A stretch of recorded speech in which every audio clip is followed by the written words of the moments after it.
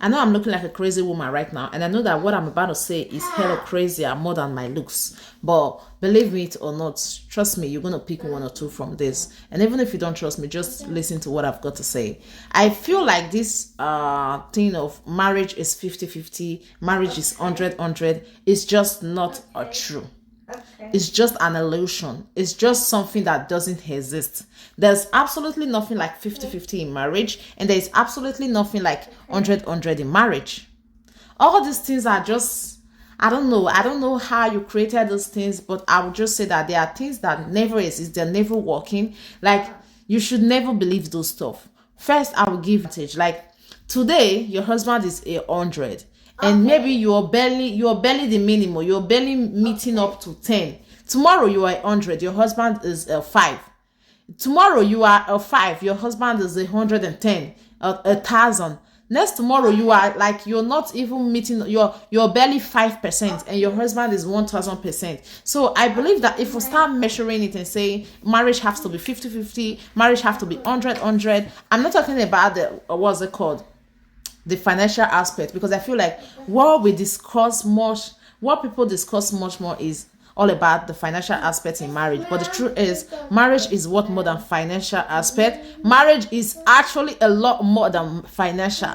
I know financial is very, very important in marriage, very, very important. And you need money. Your husband himself need money. The kids you're gonna raise need money.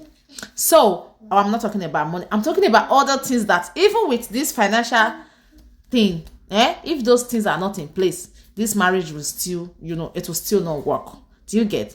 First of all, understand it. Today your husband might be very, very understanding, a sweetheart. Tomorrow it might just have like, he's stupid, he doesn't know what is happening, he's not understanding nothing.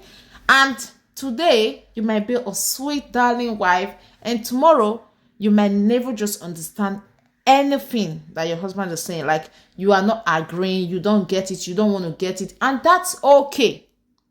I feel like that's what people are saying. Oh, do you have to understand? That is where compromisation comes in. You people don't speak about compromisation a lot, but compromisation plays the bigger role in marriage. Actually, it does, because you have to compromise for this person, not a one time, not a 2 times, a billion times over.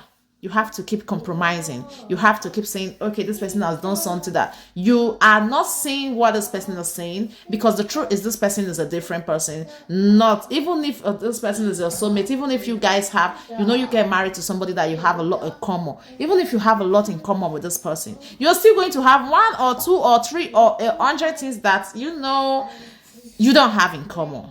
So this is where compromisation comes in. You compromise for these things that you don't have in common with this person, or those things that you don't see the way this person see them. You get? And let me tell you, and let me say this, on the financial aspect, men has been made to be the providers, right? But truth is, there are some women that were created to be great women. So are you saying these women are not going to get married? Or if they don't find a man that that is meeting their standards, they don't have to get married? They can be married as long as this man is willing to compromise, as long as this man is willing to accept that you are an alpha female, you are a female that is built to work. When I say work, I mean your career wise, whatever it is that you want to become. This man has to understand. So it's okay for you to earn more than your husband, and it's okay for you to spend more on the family than the husband if you are the one receiving more. When I say this, I'm not saying that, oh, you should just go get one lazy husband that is unwilling to, just because you're a career woman, you're financially stable, you are an alpha female, you should go get one lazy ass man and then let him sit at home so you'll be babysitting him and feeding him. No. I mean, you should get a man that has value as well, a man that has something going on for him. It might not be the same as you. It might not be receiving as you. Maybe you're a daughter, you receive more than him, and he's not a daughter and he's not interested in being a daughter. He also has his own career, which is not paying, more than yours. That's okay. I feel like the mistake a lot of women make is when you know that you are a woman that has money, you go for a guy that has nothing. What do you expect? No, what do you expect? You should get a gold digger in return. A gold digger is not just in a woman's form, it's in anybody's form. Anybody can be a gold digger. Anybody can, money is something that is attractive, so it can attract anybody. It can attract, most especially people that has no dignity, people that has nothing to lose. So this thing that they say 50-50, 100-100, no.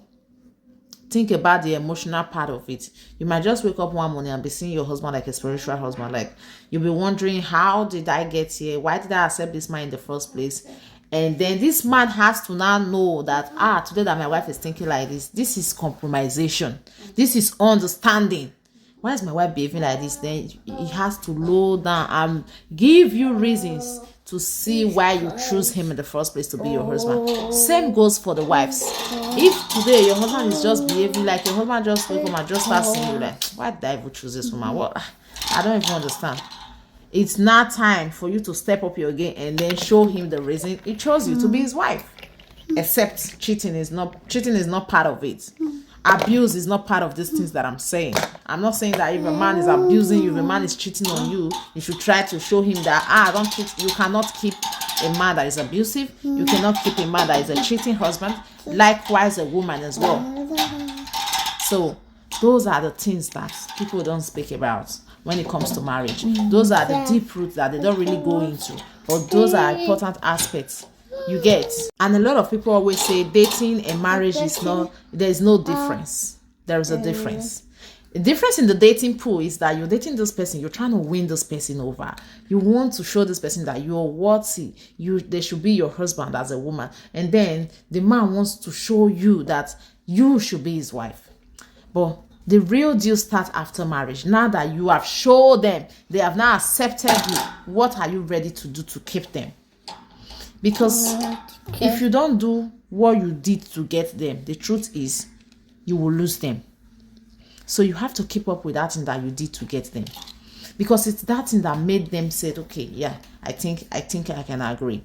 But when you think, this is where many marriages face, after, most especially from the men's side, it's coming from the men's side.